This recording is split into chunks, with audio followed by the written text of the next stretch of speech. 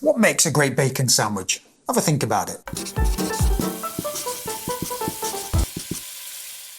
Do you toast the bread or you don't toast the bread? Do you have crispy bacon? If you toast the bread and you have crispy bacon, that's too much. Do you have it on normal white bread, wheat bread, sourdough bread? Do you put lots of toppings on your bacon sandwich? Is it called a bacon sandwich, or does the bacon just get lost? Do you cook the bacon in the pan or put it in the oven? What about the ratio, bread to bacon? You don't want big pieces of chunky bread for a bacon sandwich. It'll just be like eating a bread sandwich. Go think about that. Just slow down. So what makes a great bacon sandwich? At the end of the day, what makes a great bacon sandwich is simplicity. So I'm going to show you how I make my bacon sandwich. You might be surprised. So how do I like my bacon sandwich? First, preheat your oven to 400 degrees. Cook your bacon 15 minutes. Yes, I like to cook my bacon in the oven.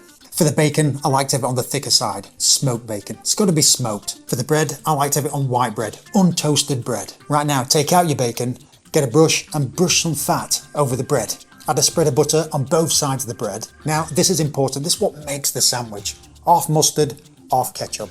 That's what makes the sandwich. Don't go crazy, just like a little bit. Right now, add that beautiful bacon, and what the butter does, it just melts with the bacon. It's beautiful. And that's it. That's how you make a great bacon sandwich. The ratio's good, the texture's good. I don't like to have my bacon too crispy, and more importantly, the flavor is there.